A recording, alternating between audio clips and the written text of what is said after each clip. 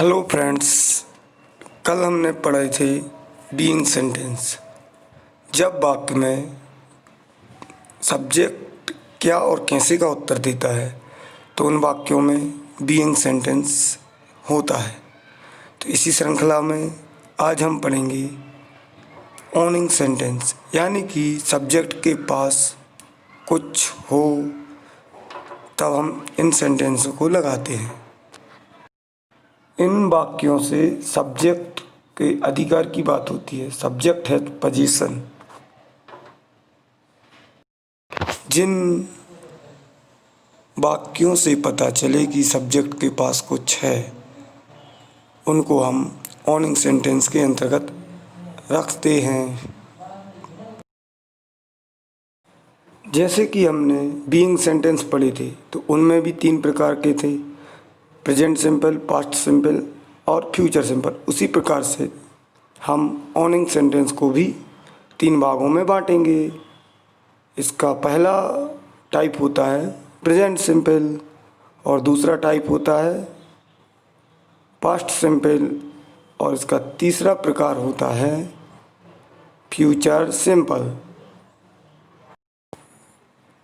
तो हम सबसे पहले प्रेजेंट सिंपल के बारे में पढ़ेंगे। प्रेजेंट सिंपल यानी कि इससे पता हो कि सब्जेक्ट के पास कुछ हो तो हम उसको प्रेजेंट सिंपल के अंतर्गत रखेंगे। इसका फॉर्मूला है subject plus has have plus object.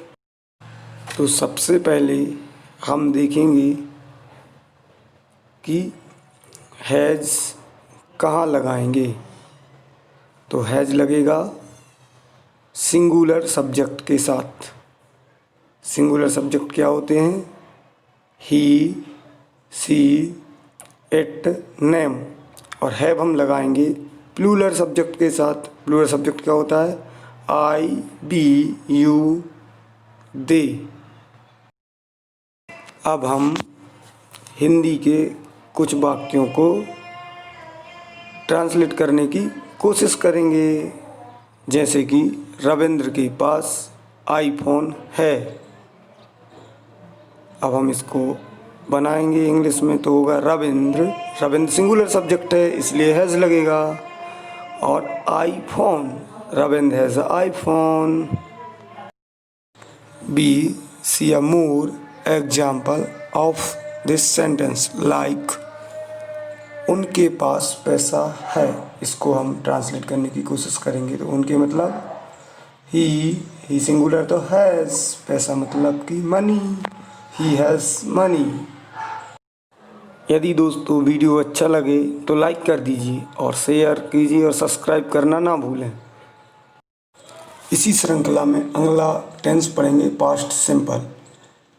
इसमें पता चलता है कि सब्जेक्ट के पास कुछ था, यानी कि जब पुरानी बात बताई जाए कि सब्जेक्ट के पास क्या था तब हम इस सेंटेंस को लगाते हैं। इसका फॉर्मूला होता है subject plus had plus object.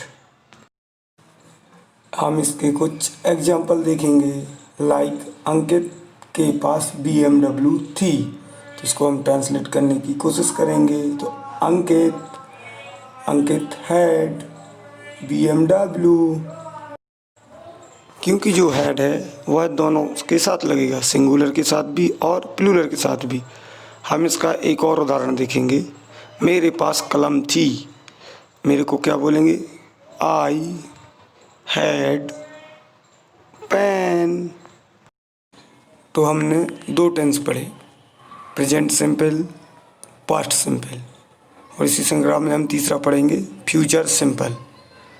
इससे पता चले कि सब्जेक्ट के पास कुछ होगा।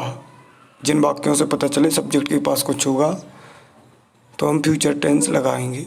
फॉर्मूला है subject plus will plus have plus object. अब हम इसके कुछ एग्जाम्पल देखेंगे। लाइक उनके पास नौकरी होगी। अब हम इसको ट्रांसलेट करने की कोशिश करेंगे। उसके मतलब ही ही के साथ विल हैव, और नौकरी को क्या कहेंगे? जॉब। तो ही विल हैव जॉब। अब हम नेक्स्ट एग्जाम्पल देखेंगे, हमारे पास अधिकार होंगे। इससे पता चल रहा है कि बात फ्यूचर की है, तो हमारे क्या कहेंगे? बी के साथ विल हैव, अधिकार को क्या कहते हैं? राइट्स। तो बी विल हैव राइट्स। तो फ्रेंड्स, आज हमने पढ़े owning sentence. Thank you for supporting. Please video को लाइक करें, शेयर करें और सब्सक्राइब करें। Thank you for watching my video.